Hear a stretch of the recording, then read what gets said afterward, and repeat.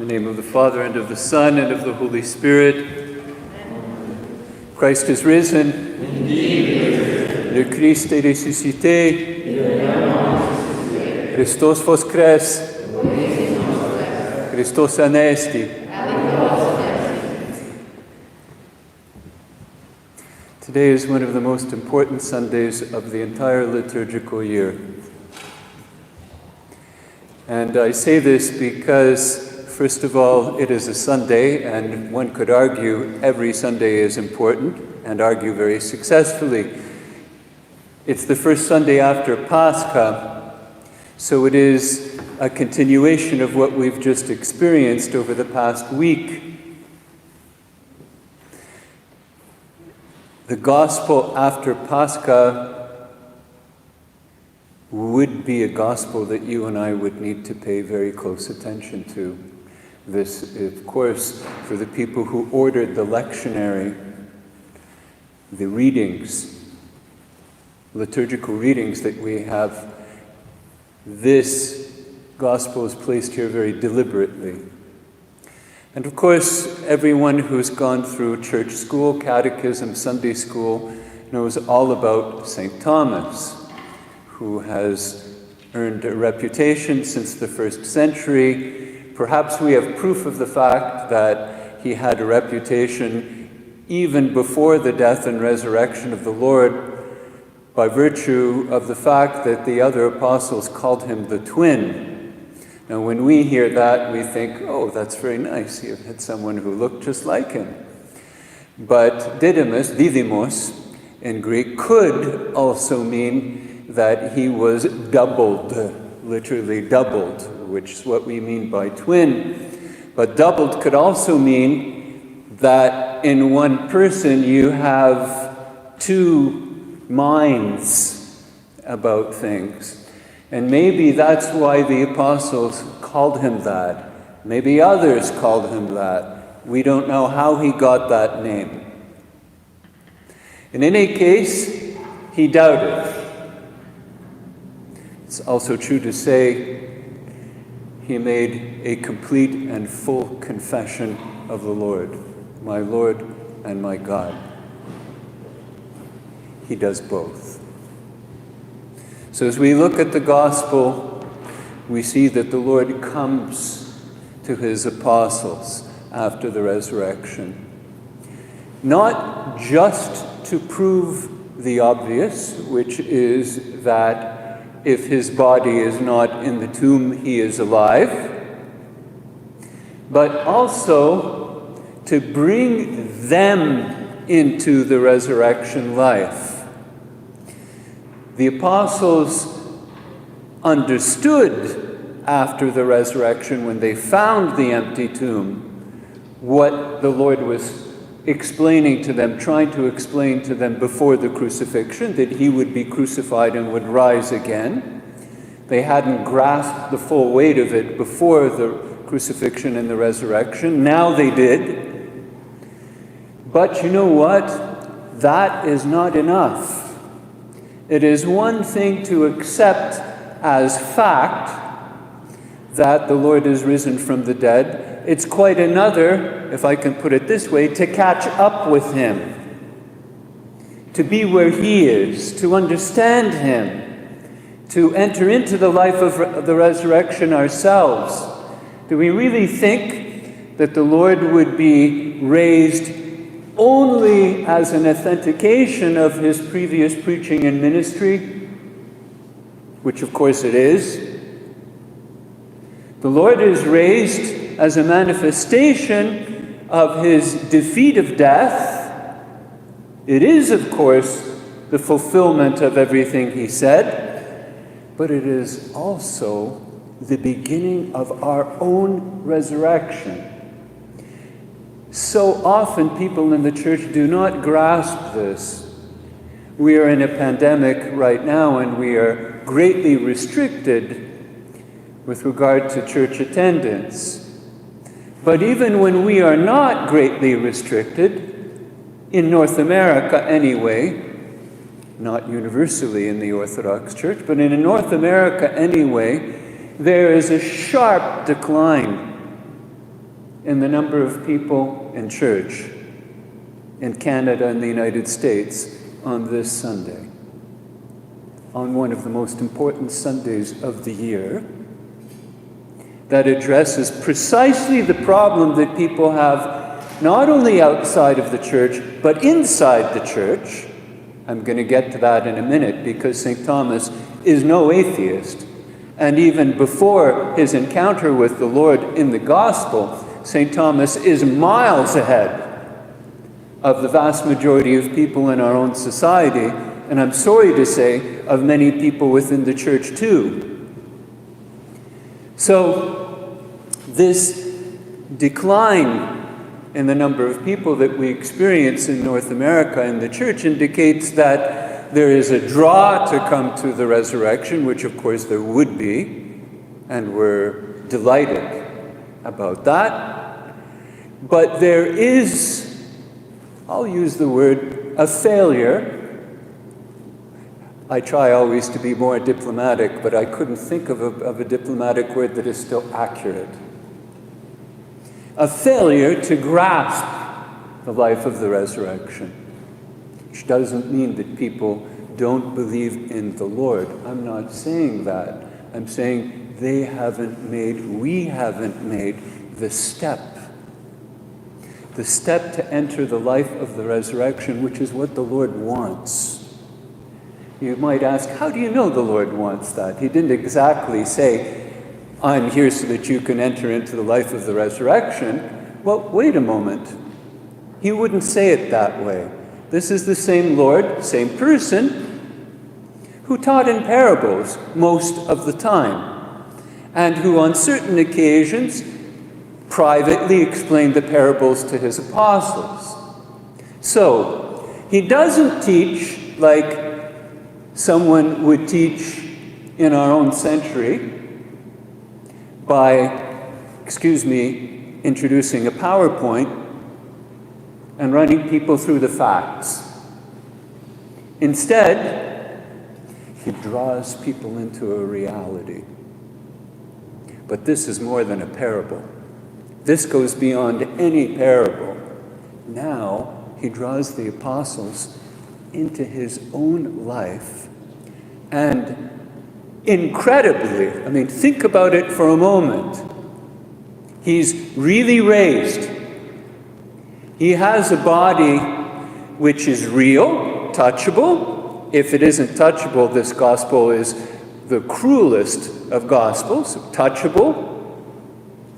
The oral tradition tells us that St. Thomas took the Lord up on his invitation and did touch the Lord, touched his hands and touched his side. Now, why would the Lord appear to the apostles in the first place, displaying his hands and his side? This is before St. Thomas was there, if he didn't want us to experience something. Why do that?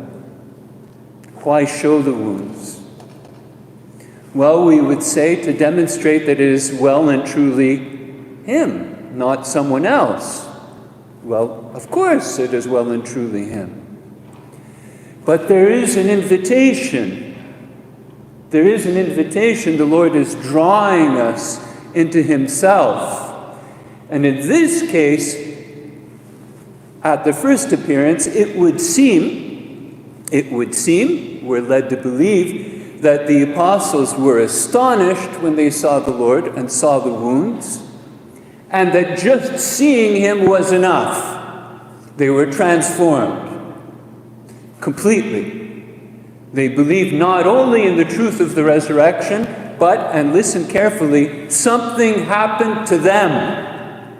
Something happened to them, so that when they saw the Lord, when they saw his wounds, they themselves became completely different.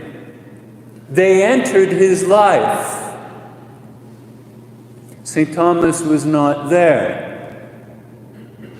He didn't see with his physical eyes the Lord. Blessed are those who have not seen and yet have believed. St. John records in his gospel the words of the Lord. That's us.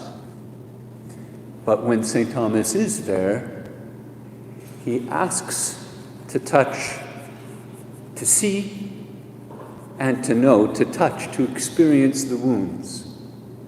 Now, you and I might think that St. Thomas is a doubter and that he's intellectually curious, which clearly he is, as most people would be when it comes to death, because we're all wounded by death, and it's very difficult for us to, from the human point of view, believe in the resurrection. And modern science tells us in hundreds of ways that we ought not to, in psychology, in biology, in many different areas. We're bombarded by that, and we're not just bombarded, we're wounded again. We're wounded every single day. And this is why it becomes so difficult for us to believe. So, on one hand, St. Thomas is a man like any other man. He also is wounded by death. He's also intelligent and intellectually curious, and he doubts. There you go. That's everybody. That isn't just St. Thomas, that's everybody I just described. Perhaps you, me, and most of the people we know. But there's something remarkable about this St. Thomas. He understood that when the Lord appeared showing his wounds, that he could do more than the other apostles did. It's incredible, really. He understood that he could do more than look at the wounds. He understood correctly, for the doubting Thomas, he would be permitted to touch them. How did he know that? He knew that. And so when the Lord appears, there's not even any dialogue. The Lord knows exactly what he's been saying. The Lord doesn't appear saying, Thomas, what did you say again? The Lord appears saying immediately, here they are, touch them. St. Thomas must have been astounded. He didn't have to explain any of his thoughts or doubts over the past week. The Lord simply invites him. Now let me ask you a question. Perhaps you've thought of it, perhaps you haven't. The Lord is raised. He's in a body that can be touched. It's some kind of material that physics doesn't know, that physicists don't know about yet, but it's real, it's touchable. On the other hand, it's not like your bodies or mine. He comes into a room where the door is locked and nobody opens it for him. So it is material, touchable, but subtle, and he is able to enter into a space without people opening the space for him. Don't ask me to explain it any more than that. That's what I can see there. You and I, even if we were to explain it, probably couldn't get it anyway. But there it is. He is somehow, his previous body has been taken up into his new body because there is no body in the tomb. There aren't, in that sense, two separate Jesuses. His body has been taken up and glorified, and now he has this new, when I say spiritual body, I have to be careful because it's touchable. I'm not saying it's spirit's touchable. His body is filled with the power of God and the uncreated energies and the glory of God. He's restraining the manifestation of that glory so that his apostles aren't destroyed by it when he appears to them. Think of it. He comes into the room, he restrains his glory so that they're not completely obliterated. We know that from the Transfiguration about his glory. All the power in existence that predates the creation of the world, that will destroy death, is in his body. Is in his body.